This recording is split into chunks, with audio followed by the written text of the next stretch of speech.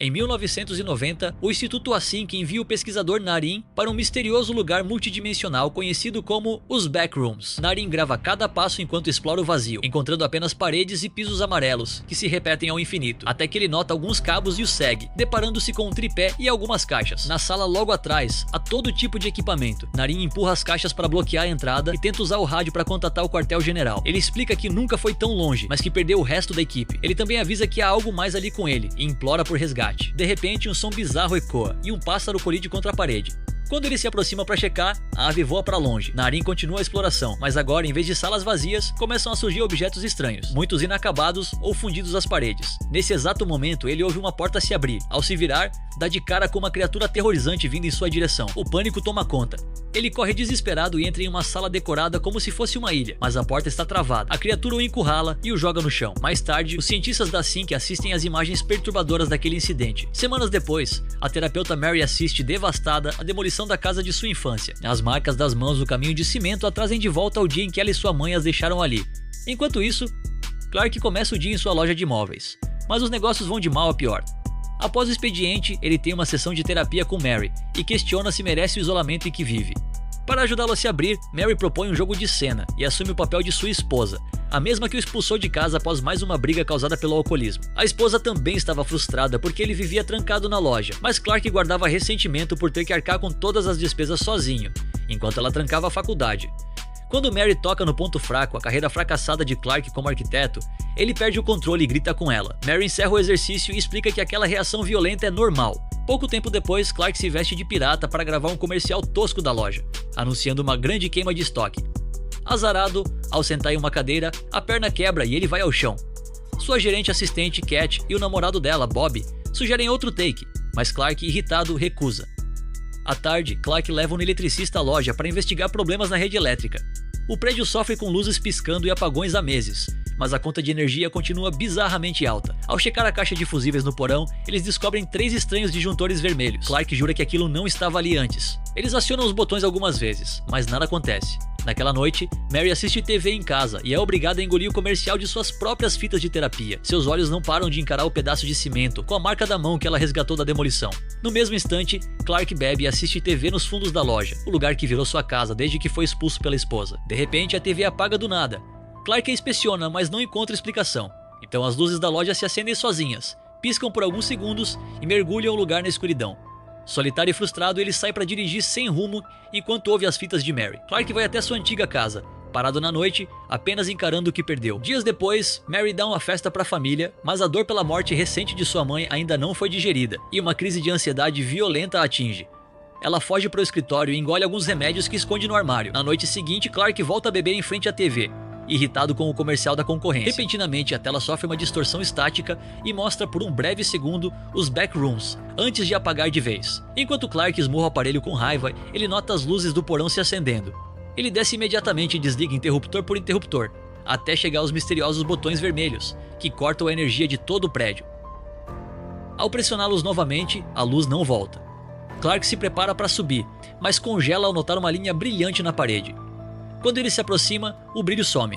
Ao tocar a parede, seu corpo inteiro atravessa a matéria e ele desaba sobre um piso amarelo. Agora preso nos backrooms, um Clark confuso encara uma pilha de móveis. Ele toca a parede novamente e consegue atravessar de volta, caindo no porão de sua loja. Fascinado pela anomalia, Clark cruza a parede mais uma vez. Ele toca os móveis e percebe que são as coisas de sua própria loja. Ele começa a explorar o labirinto de salas vazias até encontrar uma placa de pare, com letras espelhadas. Para evitar o caminho, ele pega outro corredor e encontra o mesmo pássaro do início, morto no chão. Continuando a exploração, Clark encontra um amontoado de cadeiras e ouve uma voz estranha ecoando em vários idiomas. Ele segue o som distorcido até descobrir que vem de um totem de papelão com um gravador. Seguindo os cabos atrás do totem, ele chega a uma porta, mas ela está trancada. No caminho de volta, ele nota algo saltando da parede e percebe ser um painel solto. Ao puxá-lo, encontra uma bolsa contendo fitas, discos e o crachá de Narin. Há também um túnel estreito. Clark rasteja por ele até alcançar uma sala onde os objetos parecem estar afundando no chão. Em um buraco profundo há uma pilha de cadeiras. De repente, um som sinistro ecoa. Ele olha de volta pelo túnel em direção à sala anterior e pergunta se há alguém ali. A fita para de rodar e o totem de papelão é arremessado para dentro da sala. completamente despedaçado. Tomado pelo pânico, Clark se afasta do buraco e sobe uma rampa em direção a uma pequena porta. A porta tem 3 maçanetas e Clark precisa testar todas até conseguir abrir. O batente é estreito, mas ele consegue passar e fecha a porta imediatamente, sentindo que algo caça nas sombras. Ali, ele reencontra a placa de pare, o que permite refazer seus passos até a pilha de móveis. Ao tocar a parede, ele não encontra a saída e entra em desespero. Felizmente, após várias tentativas cegas, ele consegue atravessar. Segundos depois, ele retorna aos backrooms e pega um banco para levar ao mundo real. Uma prova física de que aquilo é real. Enquanto isso, o pesquisador da Async, Phil, assiste a gravação da jornada de Clark. Em sua sessão seguinte, Clark conta a Mary que está limpa há 3 dias e relata a experiência de forma frenética, mostrando até um mapa que desenhou dos backrooms. Mary não acredita em uma palavra, achando que são apenas alucinações da crise de abstinência. Irritado, Clark toma o mapa de volta e jura provar que não está louco. Depois disso, Clark procura Cat e Bob, dizendo que precisa de ajuda em um projeto e oferecendo dinheiro. No dia seguinte, ele leva a dupla ao porão e ordena que Bob filme tudo. Após colocar suprimentos em uma mochila e marcar o ponto exato na parede, ele simplesmente atravessa a estrutura sólida, deixando os dois em estado de choque. Eles ouvem a voz abafada de Clark do outro lado, implorando para que entrem também. Cat recusa, apavorada com o perigo. Bob, movido pela curiosidade, decide cruzar a parede. O deslumbramento com os backrooms é tanto que ele convence Cat a entrar. O trio começa a desbravar a área, com Bob registrando cada corredor. Ao encontrarem um túnel escuro, Clark amarra Bob a uma estrutura de cama antes de descê-lo. O túnel vai estreitando conforme ele avança. Bob rasteja até alcançar uma sala no final do percurso. O lugar está repleto de pilhas de roupas sujas e um odor insuportável de decomposição. Na sala ao lado, ele nota luzes piscando. Ele tenta investigar, mas a corda fica esticada ao limite. Abruptamente, uma criatura medonha surge na outra sala. Bob entra em pânico e começa a escalar o túnel de volta, gritando para os amigos puxarem a corda. Ao se reunir com eles, ele tenta relatar o horror que viu, mas é interrompido quando a corda é puxada com força violenta de volta para o túnel. Cat agarra Bob e Clark tenta desfazer o nó, porém a força do outro lado é sobre-humana. Bob é brutalmente arrastado para a escuridão do túnel.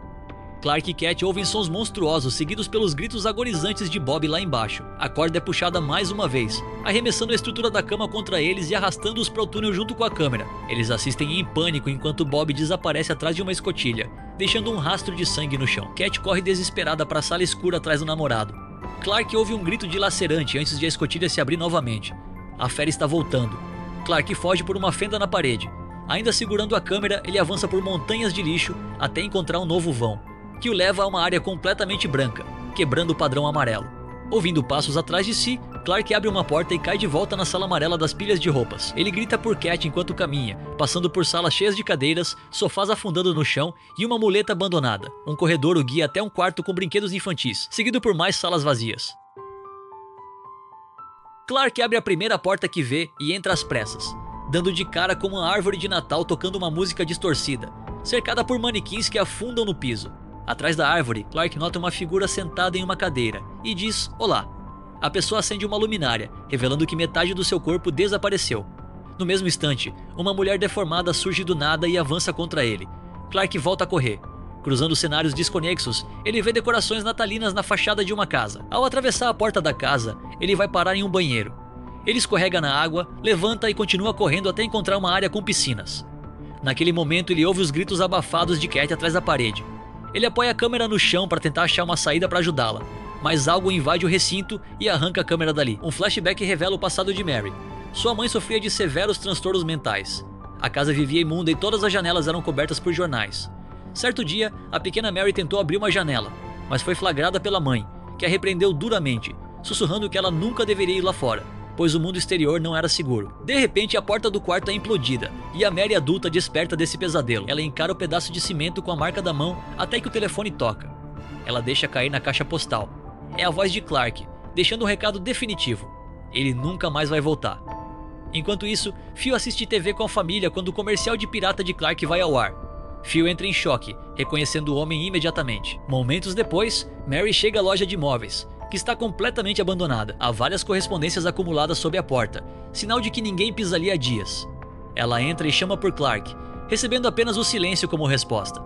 Ao notar as luzes do porão piscando, ela desce as escadas e encontra um painel com o mapa que ele havia lhe mostrado. Ela repara nas marcações na parede e fica horrorizada ao ver uma mosca atravessar o concreto sólido e desaparecer. Após hesitar por um instante, Mary toca a parede e, reunindo o resto de sua coragem, atravessa a fenda. Mary não encontra os móveis, Apenas salas vazias e a placa de pare. Ela começa a vasculhar a área e acaba encontrando objetos que pertenciam à casa de sua infância. No corredor seguinte, há uma pilha de cadeiras e um desenho perturbador na parede, retratando um monstro dizimando humanos. Anotações desesperadas indicam que quem desenhou aquilo tentava decifrar o lugar. Nesse instante, um barulho a faz se virar e ela vê alguém espreitando em uma passagem. É Clark. Ele avisa que ela tá fazendo barulho demais antes de se revelar por completo, dizendo uma frase enigmática. Este lugar é a soma de todos os lugares que já existiram. O diálogo é interrompido por um estrondo e luzes piscando. Clark diz a Mary para não se preocupar, pois é apenas ele. Subitamente ele envolve o pescoço dela com o braço e sussurra um pedido de desculpas enquanto a estrangula, alegando que é para o próprio bem dela. Outro flashback mostra a pequena Mary assistindo a sua mãe ser levada para um hospital psiquiátrico, deixando-a sozinha na casa vazia. A memória começa a se fragmentar e a casa perde seus objetos e detalhes, pouco a pouco, transformando-se em apenas mais uma ala dos backrooms. Mary acorda amarrada a uma cadeira em uma sala de jantar. Clark está arrumando a mesa, cercado por 3 figuras de aparência grotesca e bizarra. Ele comenta: "Isso aqui é uma bagunça, mas tem uma certa beleza." Ele explica que tudo ali é moldado pelos backrooms com base nas memórias dos visitantes, e quanto mais o lugar tenta reconstruí-las, mais distorcidas as memórias ficam. Para Clark, aquela realidade é uma evolução da vida real, porque ali eles não sentem dor, o que ele demonstra cravando uma faca em um dos homens à mesa. Clark divaga que existir sem medo, sem arrependimentos, apenas como um pedaço de mobília, deve ser maravilhoso. Ele então começa a puxar pedaços do estômago do homem esfaqueado, revelando que por dentro há apenas estofamento, e não carne.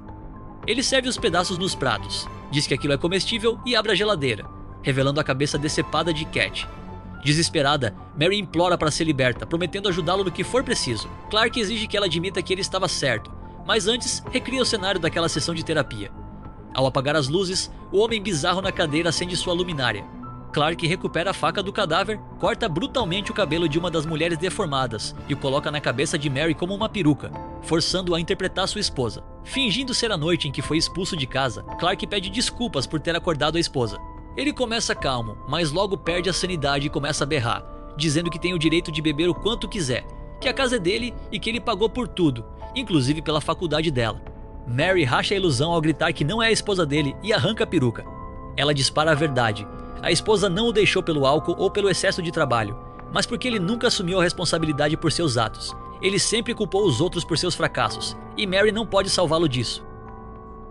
Após o choque inicial, Clark desaba em lágrimas e assume que não quer mudar.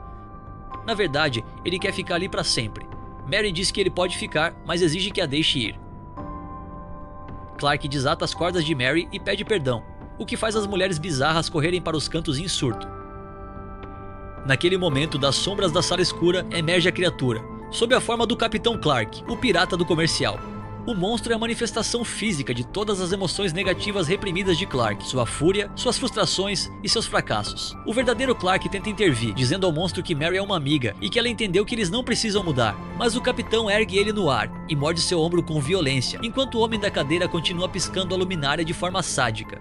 Os gritos agonizantes de Clark ecoam pelas paredes. Mary foge desesperada e entra em uma ala que replica perfeitamente o bairro de sua infância. Ela corre em direção à porta no fim da rua, mas ela não abre. O capitão surge arrastando o corpo ensanguentado de Clark pelo chão. Mary invade uma das casas para se esconder. Correndo de cômodo em cômodo, ela ouve os passos pesados do capitão Clark se aproximando. Ao olhar ao redor, Mary percebe que está na borda de um imenso átrio, de onde consegue vislumbrar a escala monumental e assustadora dos backrooms. Com a criatura esmurrando a porta atrás de si, ela tenta descer uma escadaria às pressas. Ela alcança uma portinhola no teto, que cede e despenca no abismo abaixo. Ao atravessar o vão que restou, Mary cai em uma sala limpa, repleta de móveis da loja. Subindo mais um lance de degraus, ela chega a um espaço aberto e percebe que o lugar é uma cópia grotesca e falha da loja de móveis. Ela corre para a saída, mas a porta está bloqueada. O Capitão Clark a encurrala, mas Mary usa um cabideiro de ferro para quebrar a perna de madeira do monstro, fazendo-o desabar. Ela tenta retomar a fuga, mas esbarra no totem de papelão. O impacto ativa um alarme sonoro e vários extintores começam a inundar o ambiente com uma névoa espessa. Mary tenta correr, mas suas forças se esvaem. A névoa é na verdade gás sonífero. O choque de algo tocando seu corpo a desperta em pânico e ela descobre o Capitão Clark rastejando sobre ela. Com uma das mãos ela empurra o rosto do monstro, enquanto a outra saca o pedaço de cimento com a marca da mão de seu bolso. Mary usa o bloco com fúria cega, golpeando repetidamente a cabeça do monstro até despedaçá-la. Mary se arrasta para uma passagem extremamente estreita na parede, onde o corpo massivo do Capitão Clark jamais conseguiria passar. Ela corre até a próxima porta, apenas para ser recebida por operários da Async em trajes de isolamento. Antes de apagar completamente, Mary olha para trás e vê que a passagem agora está vazia. Os homens a arrastam para fora dali e a jogam aos pés de um grupo de cientistas. Mais tarde, o corpo de Mary passa por um escaneamento. Sendo escoltada pelas instalações da empresa, ela vê que eles também resgataram o cadáver do monstro. Ao passar por uma porta, ela vislumbra centenas de cópias daquele mesmo totem de papelão. Por fim, ela é deixada a sós com Phil, que a bombardeia com perguntas. Mary confirma ter achado os backrooms na loja de imóveis, mas se recusa a dar detalhes quando Phil mostra a ela um frame da gravação, revelando Clark ao lado da criatura tarjada pela censura. Phil revela que sua empresa fabricava máquinas de ressonância magnética, até esbarrarem naquela dimensão. Agora, seu trabalho se resume a pesquisar e mapear o vazio. Ele implora para que Mary relate sua experiência, mas a mente dela entra em estado de dissociação profunda. Ela desliga do mundo para não ouvi-lo mais. Visões rápidas dos backrooms revelam seus segredos. Uma sala contendo as fitas de terapia de Mary e outra coberta de cartazes de desaparecido com os rostos de Cat e Bob. Na última imagem distorcida, revela-se que Mary ainda está lá dentro, congelada em sua cadeira, enquanto seu corpo lentamente começa a sofrer mutações. Se você gostou dessa história, não se esqueça de se inscrever no canal e ativar as notificações para não perder os próximos mistérios. Obrigado por assistir e até o próximo vídeo.